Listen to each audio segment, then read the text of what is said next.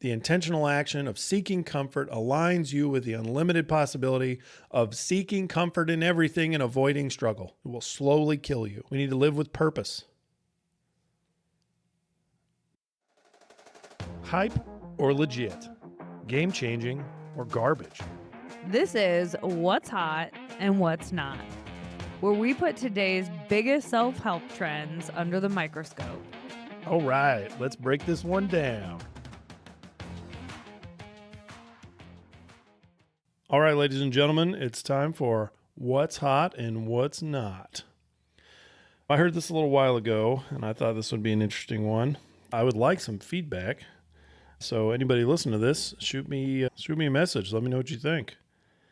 But like I was saying, I heard this a while ago, and I thought it was astounding. Apparently, it is now cringy to read personal development books. That astonishes me. I've spent a lot of time, and I've read a lot of books. And I've learned a lot, and it's helped me develop and change and grow as a human. To think that that is somehow cringy blows my mind. So, because you're listening to this, I'm assuming you care about my opinion, and I think they're fucking hot. I think they're awesome. Personal development in any form or fashion is what we're all about. So, no, I think they're fantastic. So if we ask hot or not, personal development books, all day as hot as you can get. I think they're the ones that are even, when you read the title, you're like, I don't even know if this applies to me. Read it. It's not going to hurt. It gives you a frame of reference of how other people develop and change and grow. And it's extremely beneficial. If you want some recommendations, Extreme Ownership from Jocko Willink and Leif Babin. The 10X Rule from Grant Cardone. Atomic Habits from James Clear. And one of my favorite ones from a guy named Gary Keller. It's called The One Thing. That was one of my first personal development books I read. I thought that one was fantastic. So yes, personal development books. Super hot, red hot. Jump on them. I'm Chris. And I'm Kylie. Welcome to the 1%, where small shifts create big wins. We're redefining resilience for high performers, 1% at a time, so you can keep advancing, no matter what. All right, welcome back to another episode of the 1%. I want to talk about something that I've debated on going through in this podcast or not. It's something that I've watched happen over the last couple of years. And the more we've gotten into this resilience coaching, the more I'm noticing it being a part of everything. It's been kind of this disease that has festered inside of our culture and our nation for a little while now. And I think the whole world. But I want to talk about the loss of resilience. Now, I want to talk about the loss of resilience in America specifically. This is because I fucking live here. So this is what I see from my standpoint of view. And I take it or leave it, but I think we need to make some changes fundamentally in our lives. And I think that these 5 reasons are why. These 5 reasons are why we need to take a little bit more time and look at ourselves in the mirror and be honest. Take a little bit more time before we make decisions, before we fight the quote-unquote good fight, before we stand up for things that we are not necessarily vetting very hard, and before we start posting things to social media. We need to understand these 5 talking points. All right, let's start with number 1. I believe wholeheartedly, watch this happen in all of my clients, including myself. Comfort has become a cage. We've traded grit for convenience. Comfort is now worshipped. But comfort doesn't forge strength.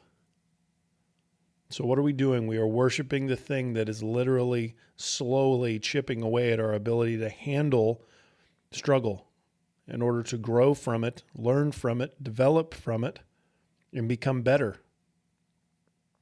When everything is easy, people lose the muscle of endurance and resilience. How can you build resilience if you don't do things that are hard? If you actively avoid them?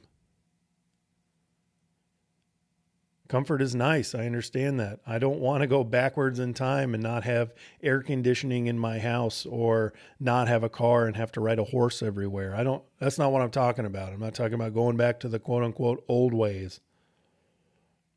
But what I am talking about is look at your life and see what you're doing based on the concept of convenience purely.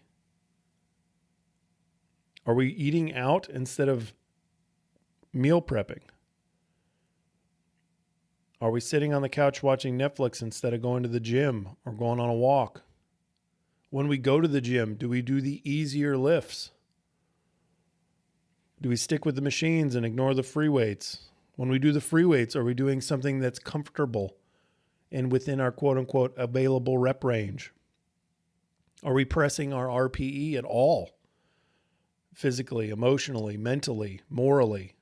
Are we trying to figure out what cage we currently exist in? Because I can guarantee you most of the decisions you're making are based on the concept of comfort. Does this make me feel icky? Does it hurt my rear belly? Is my tummy upset because of this?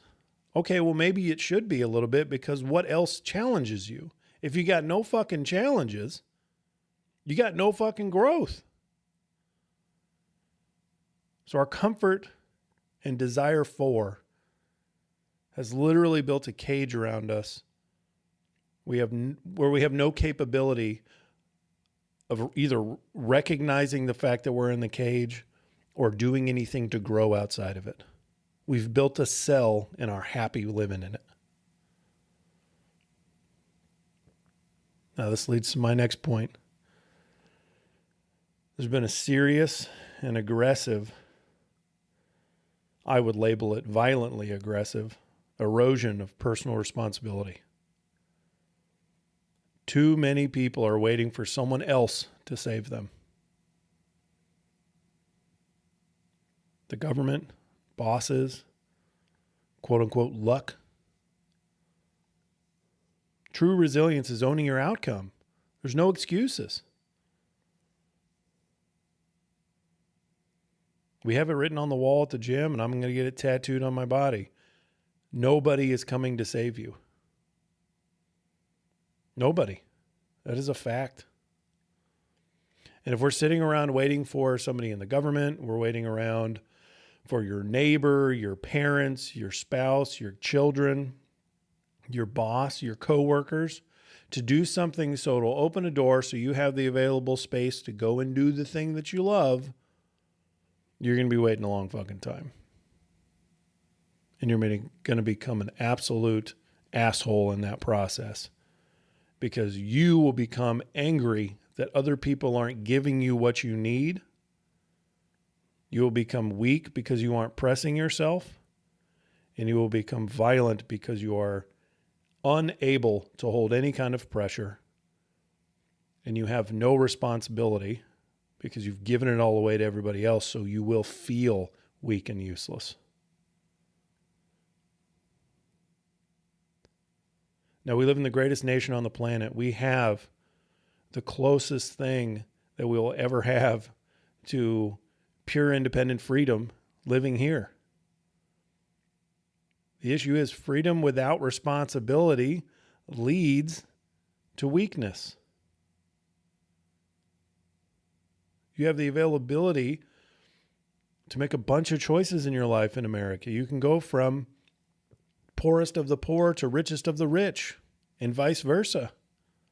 You can create something out of nothing.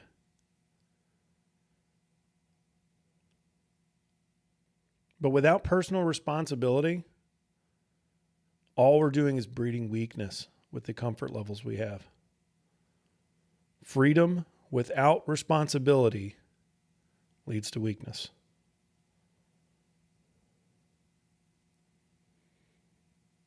Now, because we have become so comfortable and we have removed almost all responsibility in our life or found a way to hand that off to somebody else, mental fatigue and fragility is on the rise. Anxiety, outrage, and entitlement have become default modes. Default modes. It takes about 15 seconds of watching a reality TV show to realize anxiety, outrage, and entitlement are default modes. Give me what I want. Don't explain why I can't have it if I can't. Just give it to me and leave me alone, because then I'll be happy.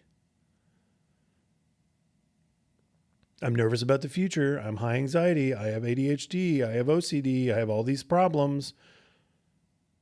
And I'm outraged. Everybody's always outraged. Everybody's mad about not what they're not getting or how they're getting screwed or why nobody's coming to save them. They're mad about it. They're entitled to it. At least they think they are. It's allowing people to be broken over words, minor setbacks, or challenges that would have once been rites of passage. Learning how to deal with somebody with different opinions is a rite of passage of becoming an adult. A full-grown fucking human. It's a rite of passage of learning that your position with your limited knowledge base might not be right. And if it's not right, it is your responsibility to either teach and help them learn why, if you think you're right and they're wrong, or to learn and develop and change. It's your responsibility as an American. It's your responsibility as a fucking human. You're not the only one on the planet. Therefore, your position isn't the only position. So we have to learn how to live together.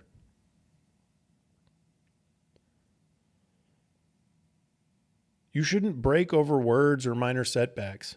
A flat tire shouldn't send you into a fucking aneurysm.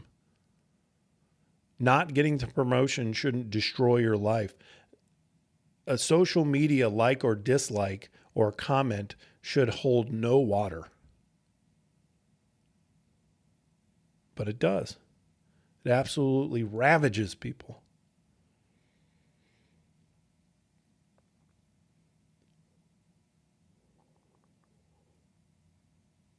Because we feel entitled to good outcomes.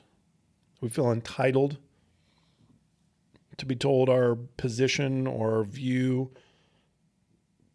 or our concepts or the concepts and the way to function. We're totally broken when we face the reality that we don't know everything.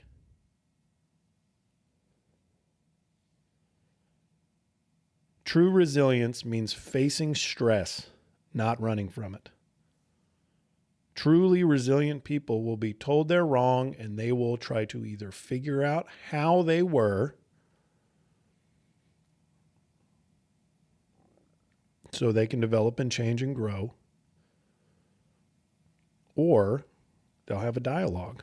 What's going on? Why do you feel that way? What made you think that this is the right way as opposed to mine? And how can we come to some kind of conclusion where we both either agree to disagree or one of the two of us changes our mind, which is okay. Either way is okay. But it shouldn't produce anxiety and outrage.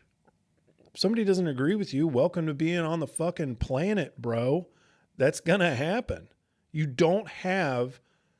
not entitled to your opinion and your emotions above all. What you are entitled to is basically death and taxes. I think the biggest contributor to these factors, mental fragility on the rise, the erosion of personal responsibility, and the cage of comfort, is because health and strength have taken a back seat. Obesity, chronic disease, and declining physical standards show how far we've slipped. We have decided because it's hard, we should avoid it. We have decided because it's not comfortable, It's useless or it shouldn't matter. We have decided that I'm okay as I sit, therefore I should never have to change. The problem with that is you're never going to change. If you are okay the way you are and you're fucking perfect, then what's the point of going on any farther? You're not. Nobody is. There will always be, until we die, room for growth, development, and change.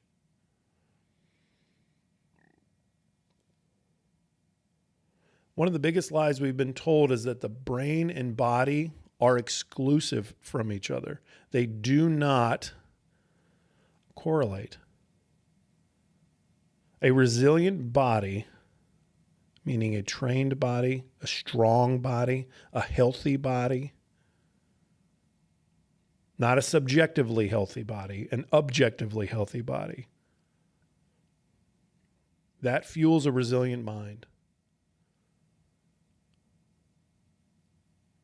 Fitness, nutrition, and discipline are not luxuries.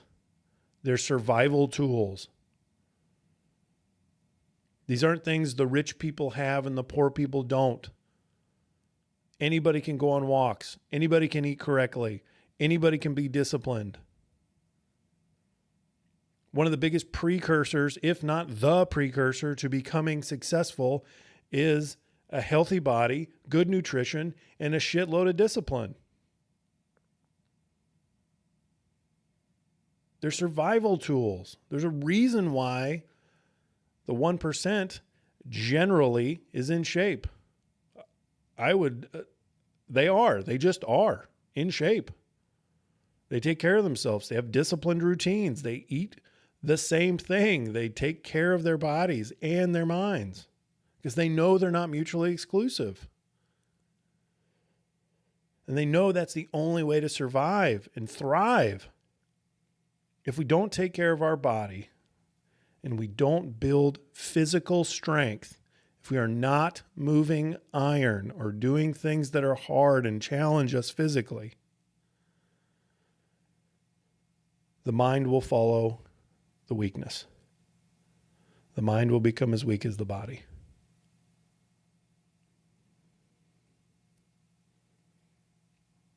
Now we can accumulate all this into my last talking point here. We have a massive disconnection from struggle.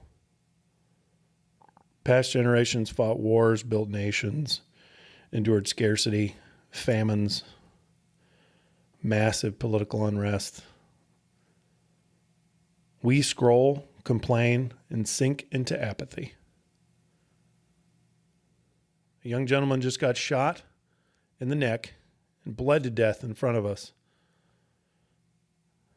And we have people saying awful things. We're so disconnected. We have so much apathy. We don't even care.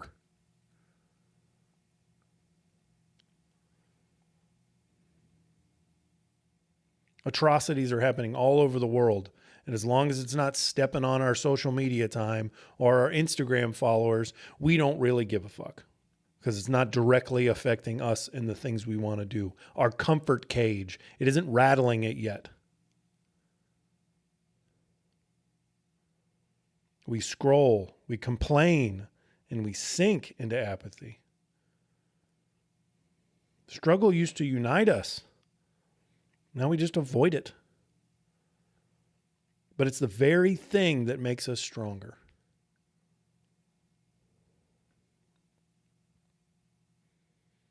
So where do we go from here? What the hell do we do with all this information? I think we need to do 4 things. We need to reclaim challenge.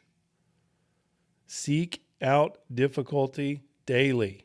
Run, lift, study, build something out of Legos, endure, do something that challenges you, that forces you out of your frame of like normal existence and try to become better in some form or fashion. Something that you're like not innately great at It makes you work a little bit.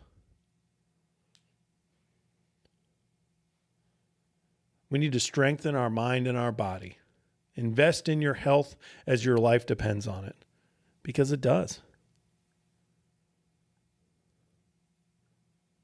When you go to the grocery store, I want you to pick up every single item that you're going to put in your cart, and I want you to take 5 seconds and look at it and ask yourself this question. Does this make me better? Or does this hurt me? There's no way you're going to pick up a box of Fruity Pebbles and ask that question and go, fuck it, this makes me better. Nope. That's the comfort cage, sweetheart. That's the thing holding you down, that soft little fucking pillow that says, it's okay, don't worry about it. It's not that big of a deal. It's those intentional actions that build habits. Those habits create alignment. And that alignment creates unlimited potential. The intentional action of seeking comfort aligns you with the unlimited possibility of seeking comfort in everything and avoiding struggle. It will slowly kill you. We need to live with purpose. Don't just get through the day. Demand more of yourself. Build something bigger than comfort. That is what you're here for. That is what the people on your street, your block, your city, your state, and your nation require of you, not to mention your family.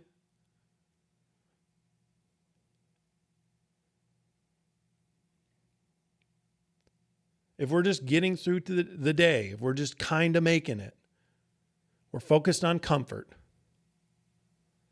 We're focused on the weekend. We're focused on the first beer. We're focused on the glass of wine when we get home. We're focused on the next Netflix binging fiasco that we're going to send ourselves through.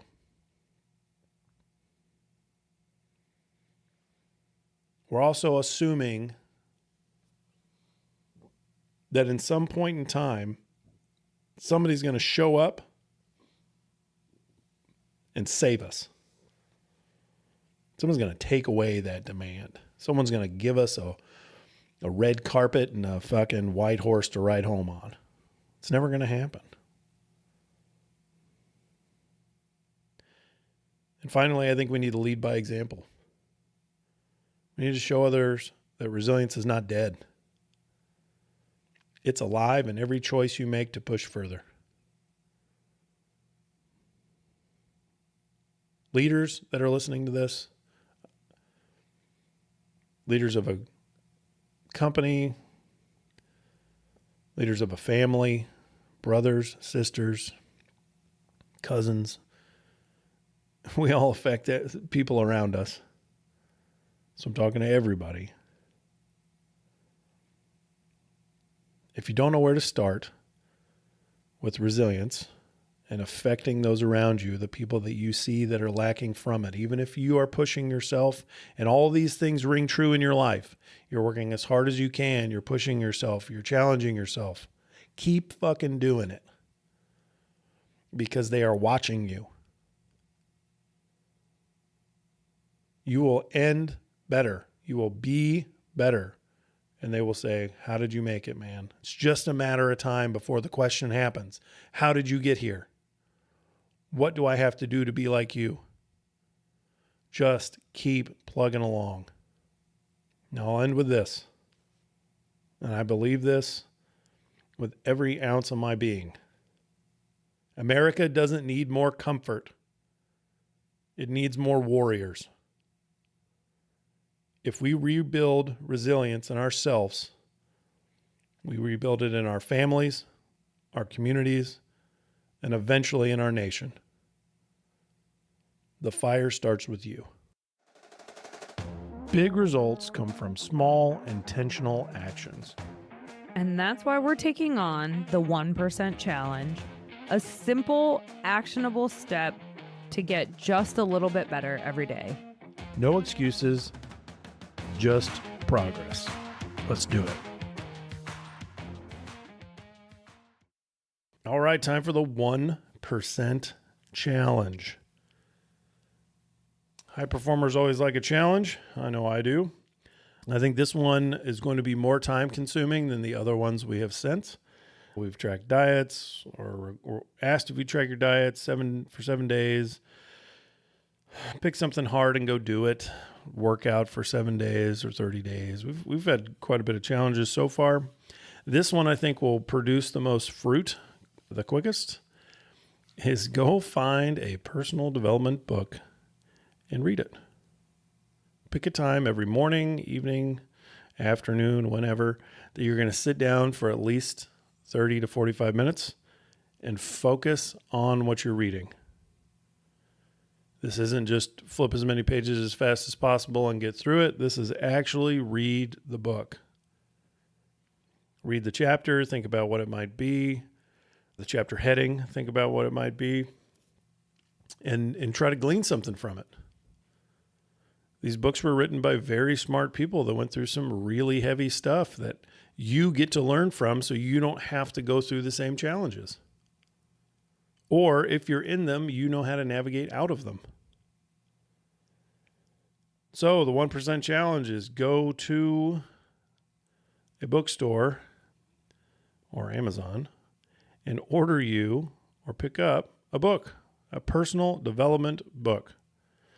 Reach out, let us know which one you got. I'm super interested to hear which one you picked, what you thought about it, score 1 out of 10, what you learned, how you implemented it. I want to know all of it. That stuff's really exciting to me. So 1% challenge, go make yourself better by reading a personal development book. If today's episode challenged the way you think about resilience, we want to hear about it. Connect with us on social media at Odyssey Resilience. Let's keep the conversation going.